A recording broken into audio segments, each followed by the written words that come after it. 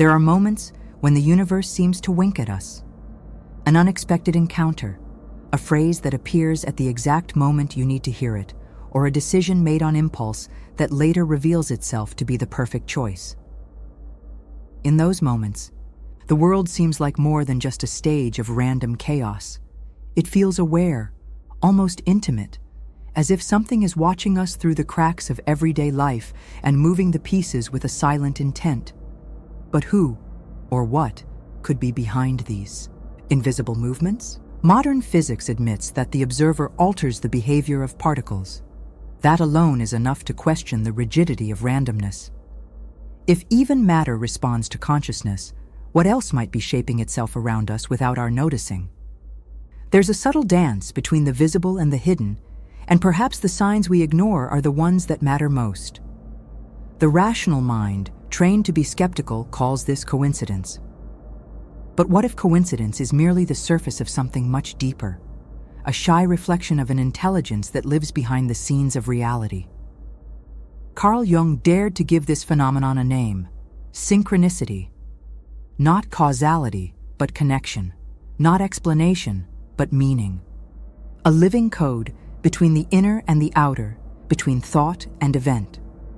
Imagine a whisper passing through walls, through time, coming from something we can't see, but that can feel, as if the universe had pulses, and each one could touch.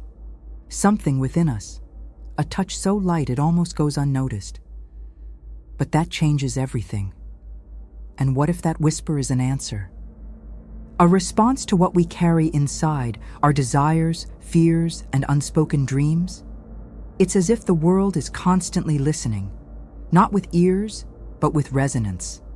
And when it perceives a call, it responds with unsettling precision.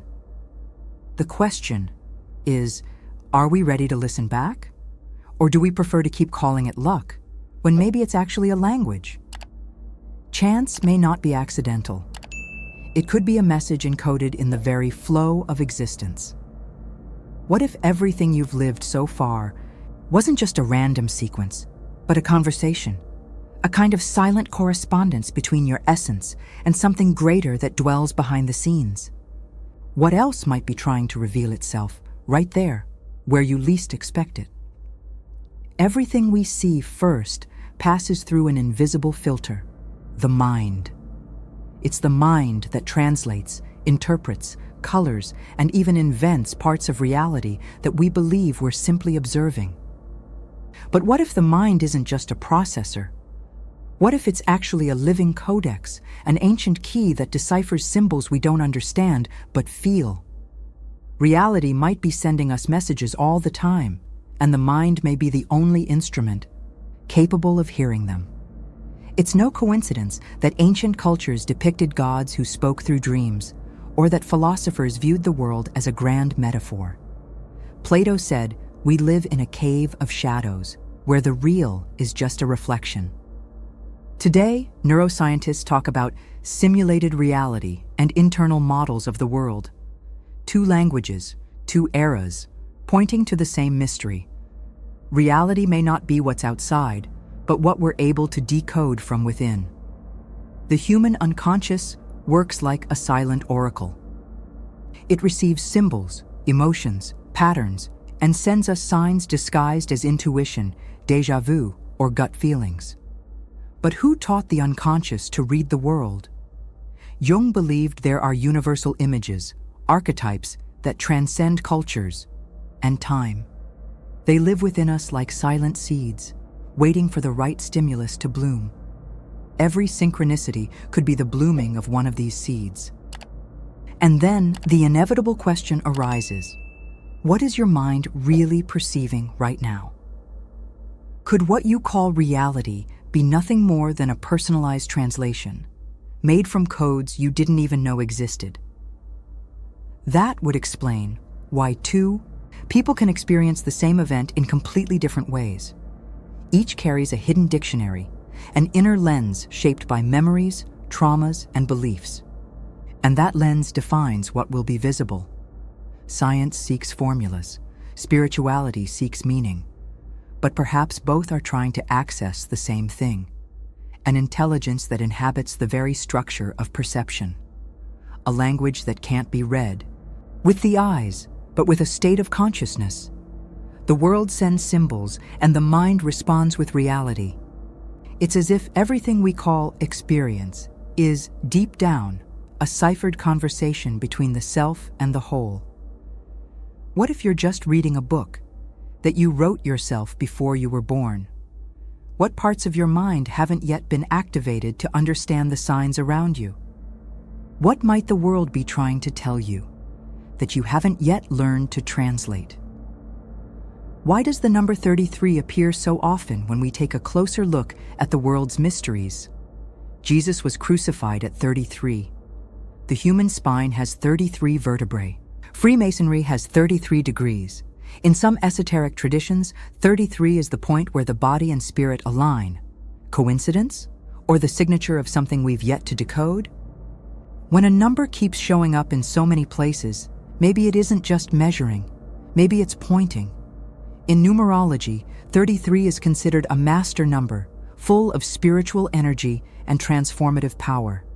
It's seen as a symbol of elevation, sacrifice, and wisdom. But what does it mean for a number to carry power? Math is cold, exact, but symbols are warm, alive. When the two meet, the number stops being a quantity and becomes a message. 33 doesn't speak out loud, but whispers through coincidences. What if numbers aren't just human tools to count the world, but markings left by a greater consciousness that builds patterns? Just as the Fibonacci spiral appears in seashells, galaxies, and hurricanes, certain numbers seem to carry a frequency, an invisible order. Maybe 33 is more than a religious or esoteric symbol. Maybe it's a coordinate, a reminder. In the spine, subtle energy rises through the 33 vertebrae to reach the mind. Some doctrines say this is the path of enlightenment, an inner ascension. Could the human body be a map of awakening? Was the number 33 inscribed in us as a clue? Something that time couldn't erase? Each vertebra, a stage. Each step, a breakthrough.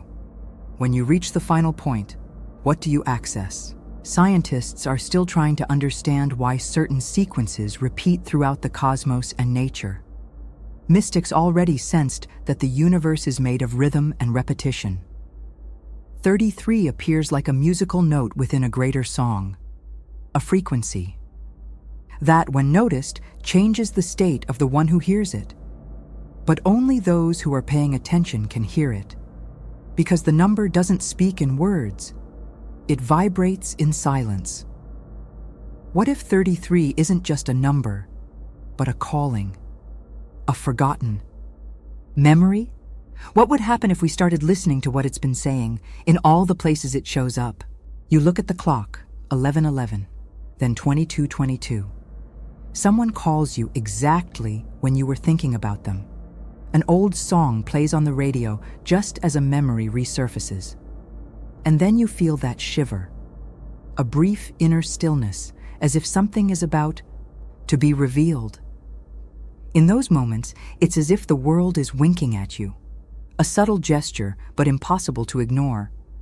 Is this just coincidence, or something trying to get your attention? Science tries to explain this phenomenon with terms like cognitive pareidolia, or confirmation bias. They say you notice patterns because you want to see them. But if it's just that, why do the same patterns repeat with such emotional precision? Why do certain numbers, certain words, certain images appear at the exact moments when you need a sign the most? Maybe the world isn't just being observed. Maybe it's also observing us. It's possible that the universe works like a giant hall of mirrors. Every thought, every deep emotion, every unspoken desire, all of it echoes. And that echo, silent to ordinary ears, can be heard through symbols, patterns, and small, meaningful accidents. Physicist David Bohm said there is an implicate order behind what we call reality, something that connects everything without the need for physical contact. The world blinks, and the question is, are you looking? Some ignore it, some laugh at it, but there are also those who feel it. who can no longer see these coincidences as mere noise of chance, because they carry a different flavor, a certain internal warmth, a premonition that escapes logic. Something vibrates inside when the world hits the right tone, as if the universe and the soul were speaking the same language, only without words. Maybe these winks are reminders, gentle nudges from something that knows more than we do. Something that doesn't speak in sentences, but in synchronicities. And every time we ignore that call, it returns a little stronger, because reality isn't mute. It just whispers in codes. And the first step to deciphering them is to stop believing everything is just a coincidence. What if these numbers, these repetitions, these exact surprises are windows? Doors between two worlds trying to align? What lies on the other side of the pattern that you haven't yet had the courage to cross? Imagine receiving a letter. No sender, no stamp, but with words that touch something you didn't even know you needed to hear. That's what synchronicities are like.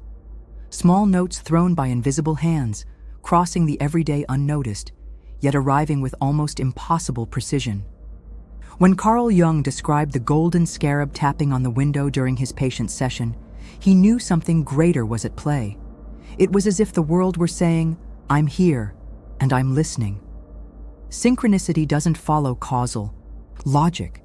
It doesn't have a clear rational explanation, but it carries meaning, a kind of meaning the mind doesn't construct, it recognizes, as if it were already there, waiting to be noticed.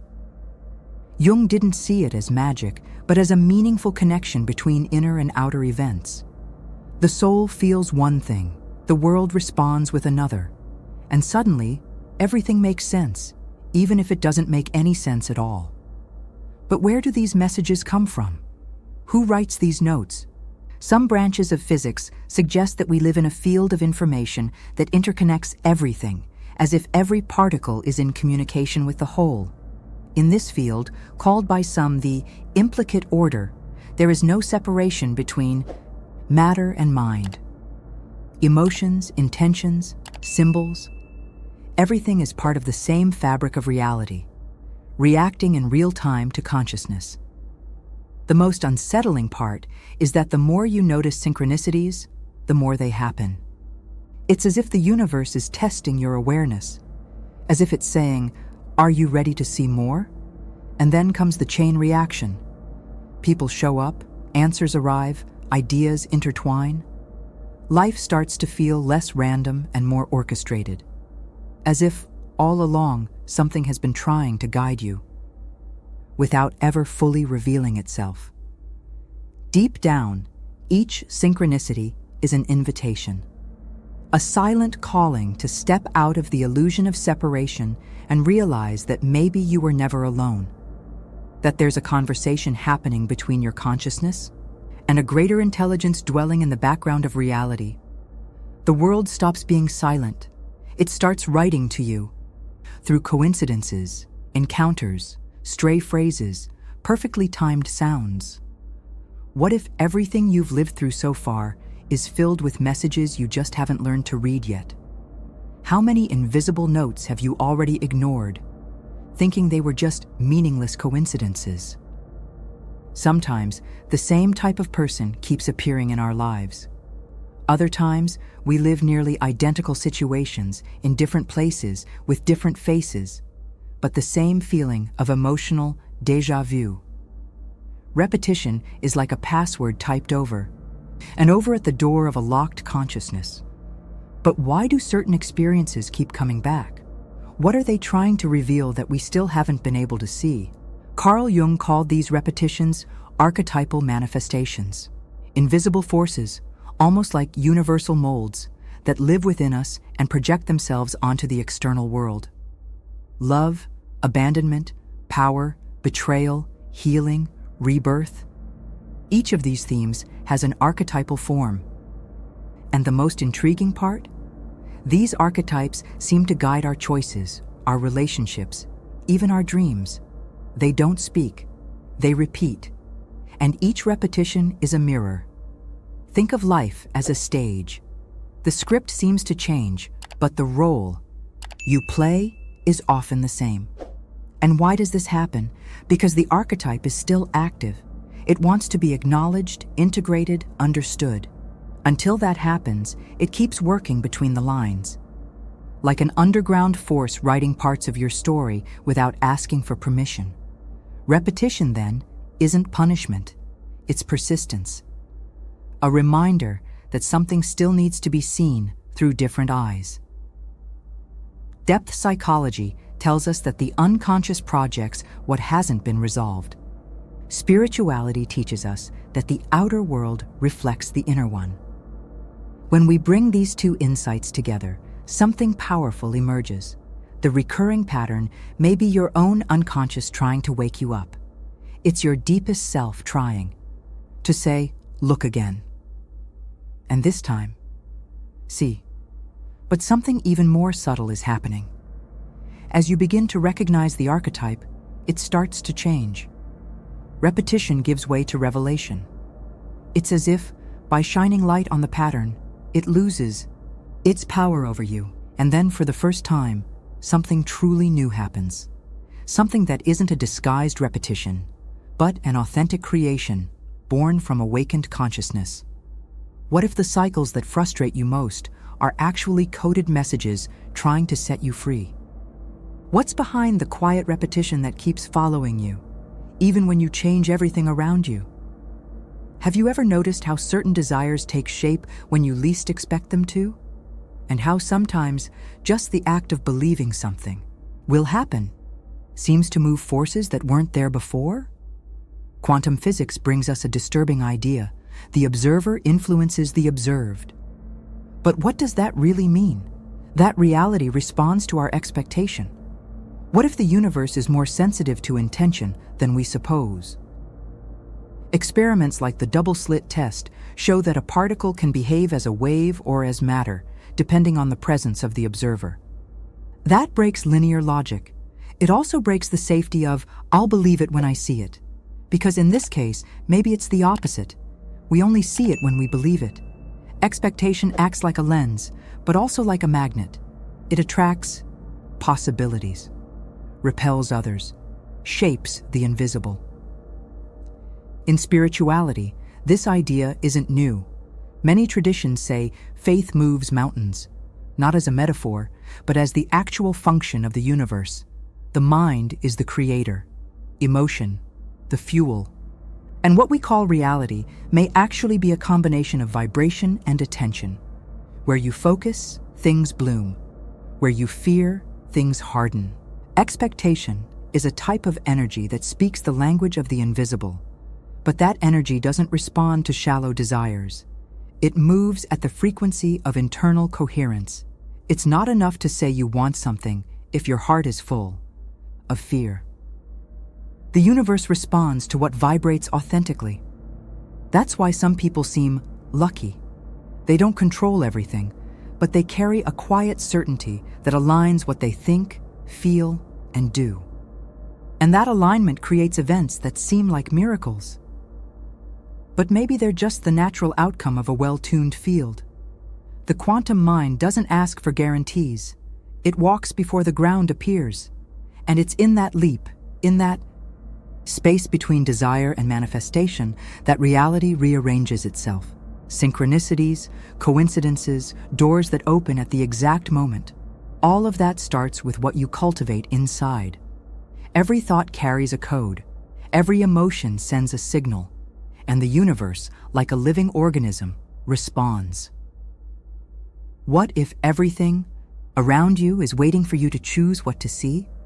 What else could happen if, instead of controlling, you trusted? As if you knew the invisible had already heard you. There's a part of you that lives in the dark. It sees everything, feels everything, but rarely speaks. When it does, it uses symbols, sudden intuitions, strange dreams, desires that arise without explanation. That quiet place is the subconscious, and within it lives a deep, ancient intelligence that seems to know the way before you even realize you're lost. But why does it hide so much? And why does it sometimes seem to act on its own?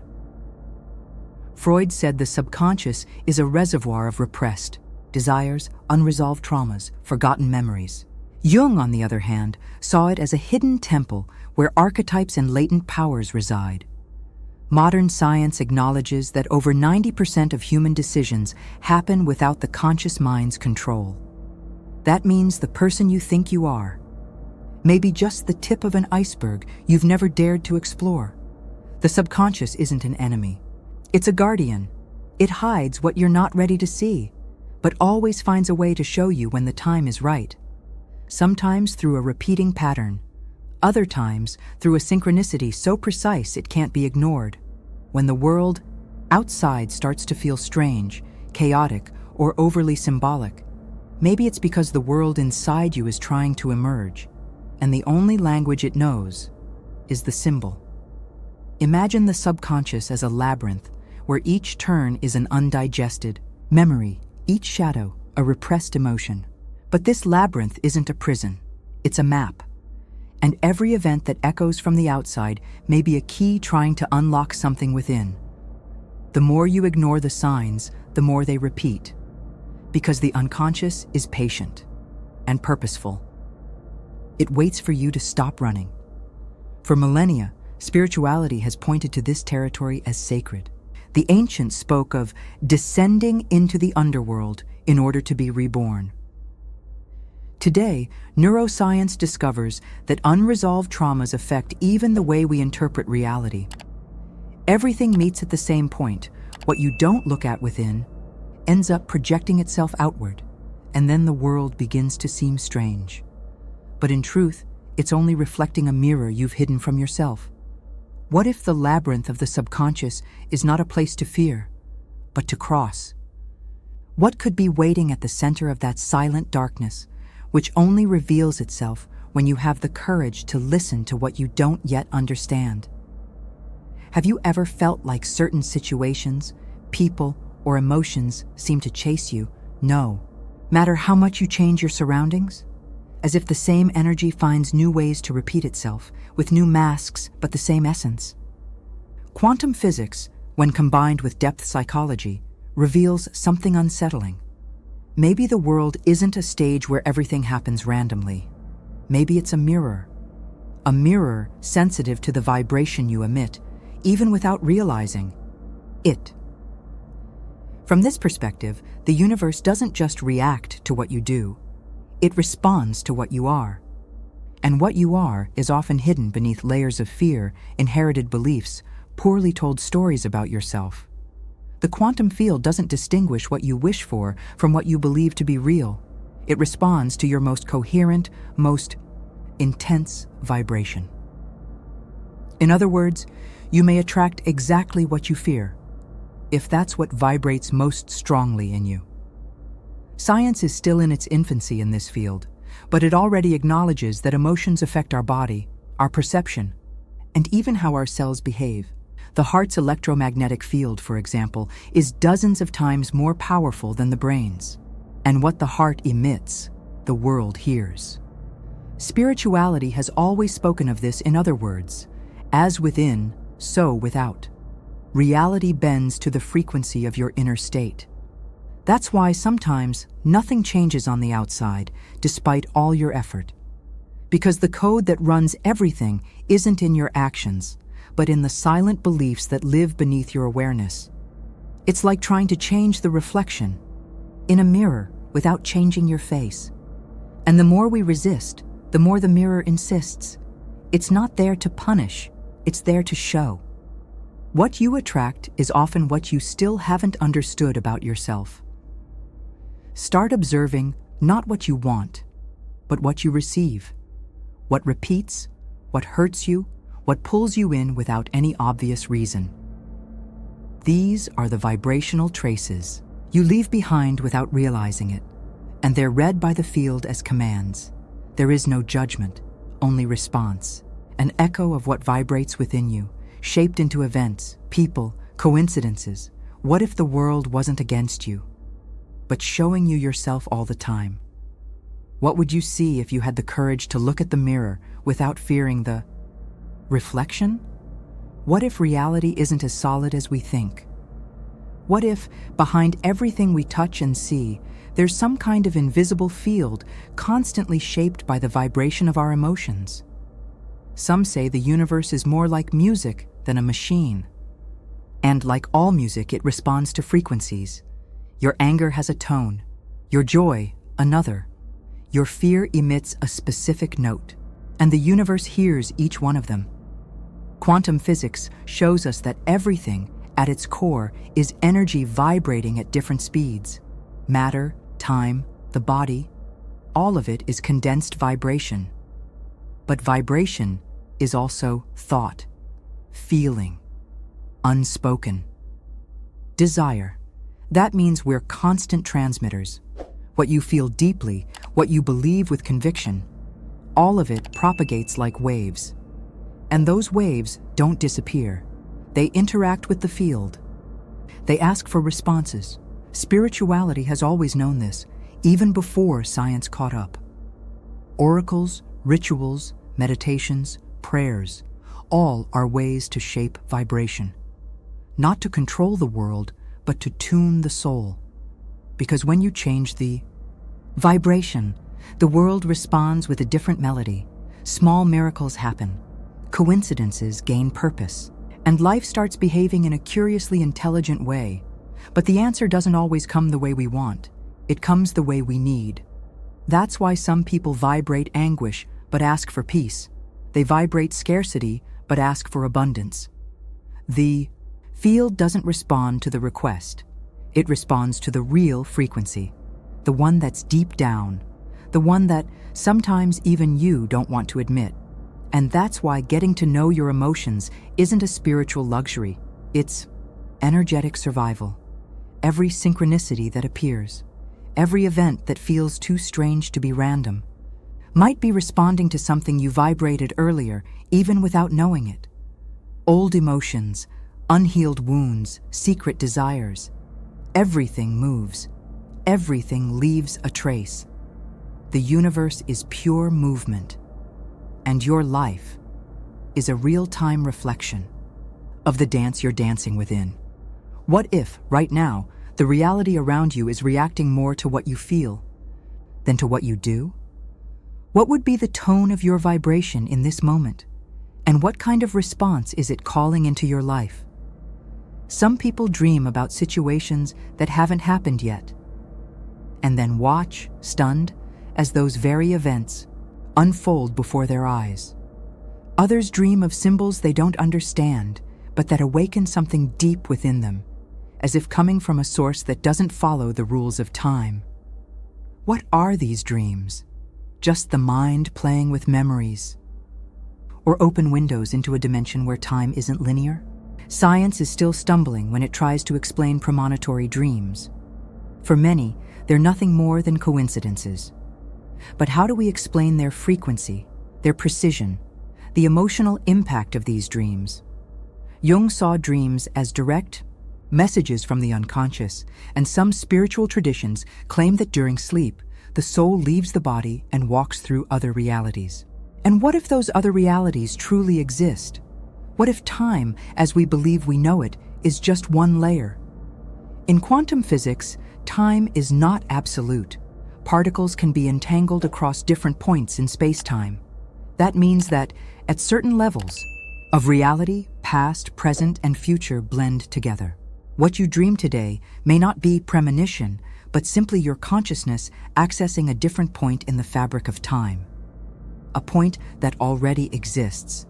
A point that vibrates in you before it happens out there. These dreams that anticipate events or offer answers not yet sought work like portals.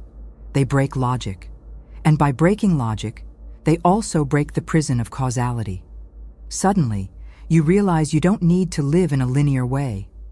That there is something within you, something deep, silent, that already knows what's coming.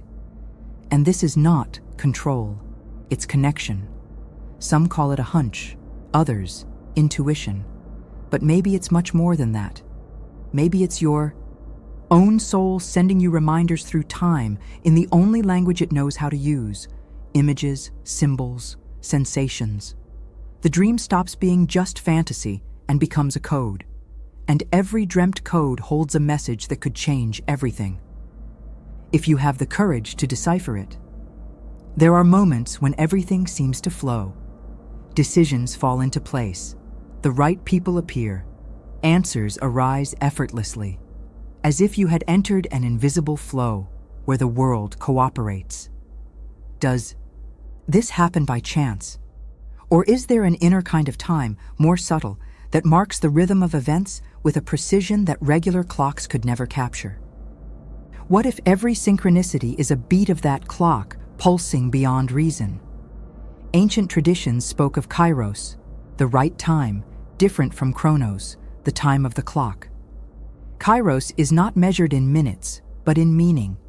It represents that exact instant when everything aligns and something changes. Modern physics, on the other hand, presents the idea of time as a relative dimension, affected by gravity, speed, and the observer.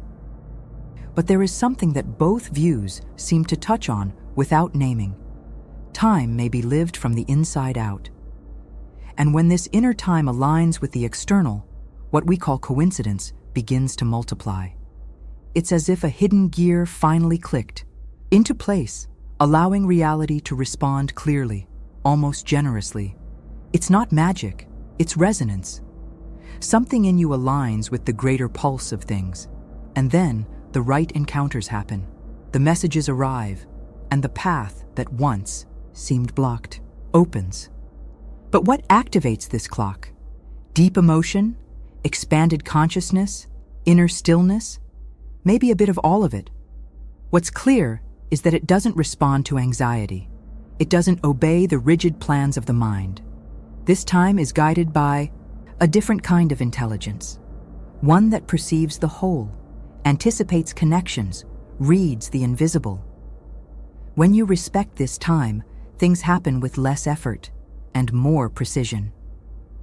Many times, suffering is born from trying to force doors that are not yet ready to open, because the external clock might say, time to act, but the internal one is still silent. And when this disconnection happens, the flow breaks, synchronicity stops, and everything feels stuck. Not because the world is against you, but because the inner rhythm hasn't been heard yet. How many times has an animal crossed your path at the exact moment you were thinking about something important? Or you heard a random phrase in some unexpected place that felt like it was spoken directly to you? Sounds, movements, subtle presences. The living world manifests through codes we no longer consciously use, but that still try to reach us. As if reality were always speaking, just in another language. In ancient cultures, everything was a sign. The flight of a bird, the roar of the wind, the presence of certain animals. There was no separation between nature and spirit. Every sound, every shape, every creature held meaning, a message from invisible dimensions. Shamans, for instance, didn't see animals as mere biological beings, but as messengers between worlds. And maybe they never stopped being that. Maybe we're the ones who forgot how to listen. Today, modern science is beginning to recognize that animals perceive vibrations that humans can't consciously detect. Electromagnetic waves, subtle environmental changes, imperceptible shifts in energy. What they sense, we ignore. And when they approach or change behavior, we no longer ask why. But what if they're still acting as receivers of something greater? Something that escapes us, but still tries to reach us? Synchronicity also manifests through the environment. Repeating sounds, words that appear in books, on signs or screens, coded messages, disguised as chants. A name that shows up multiple times. A symbol that repeats. You can ignore it, or you can start paying attention. Because the language of the invisible is not direct. It requires presence. It reveals itself to those who listen with their whole body. Nothing that shows up intensely does so by accident. The animal that appears 3 times, the sound that suddenly wakes you, the word that repeats through different mouths. All of it may be part of a forgotten language between soul and world. A language that speaks through instinct, vibration, the unexpected. And each time you ignore this language, life has to speak louder.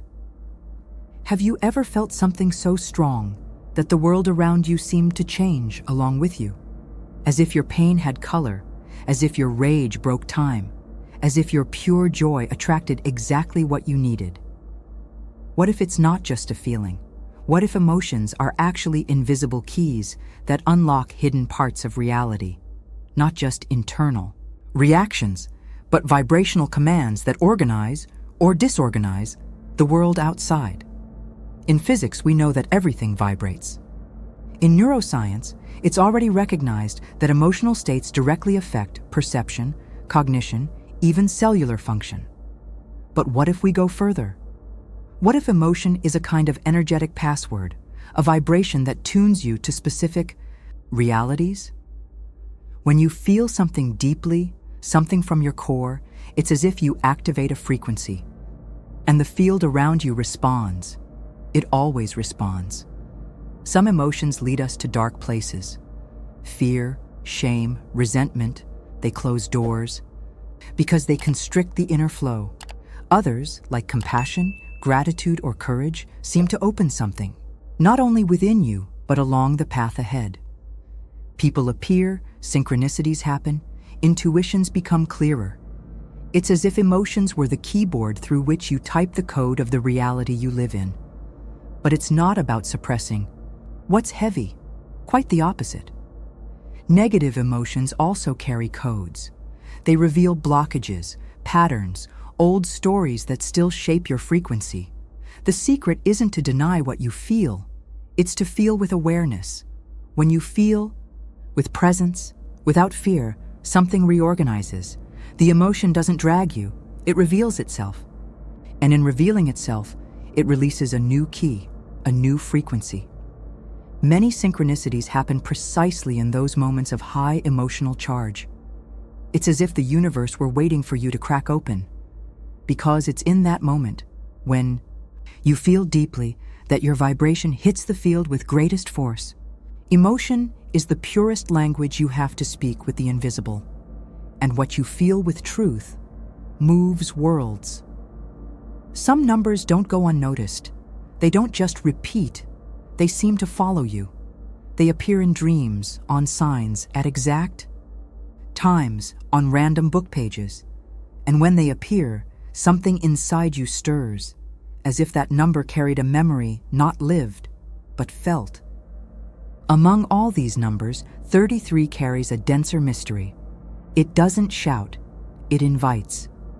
But what exactly is it trying to remind you of?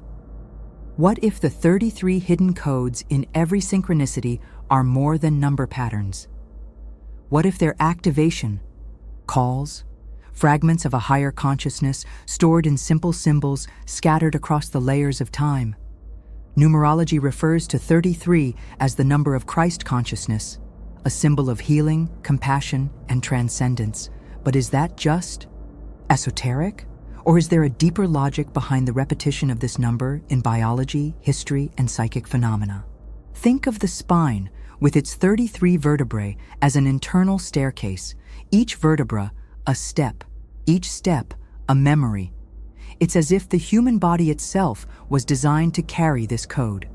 Jesus, at 33, surrenders.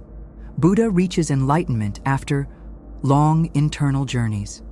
Freemasonry ends its degrees at 33. Too many coincidences to be mere details. Perhaps these historical events aren't milestones, but clues. And each clue points inward. In physics, it is already accepted that information is not lost. In the quantum field, everything that was, somehow, still is. So why not consider that memories, from other lives, other dimensions, other versions of yourself, could be stored in codes scattered throughout reality? The 33 codes may be access points, subtle doors that open when consciousness is aligned, and every synchronicity, an attempt by that code to reveal itself again. You don't choose to see these numbers. They find you. And when they appear, something changes. Even if just for seconds, there's a different kind of silence, a pause filled with meaning. as if a forgotten part of you, upon seeing that number, whispered, "I remember." Remember. What? It's not always clear. But the vibration of that moment carries more than logic. It carries memory. It carries return. What if the 33 codes are fragments of who you've always been, scattered through time, waiting for you to awaken and bring them back together? How many of these memories still live outside, just waiting for you to look at them with different eyes?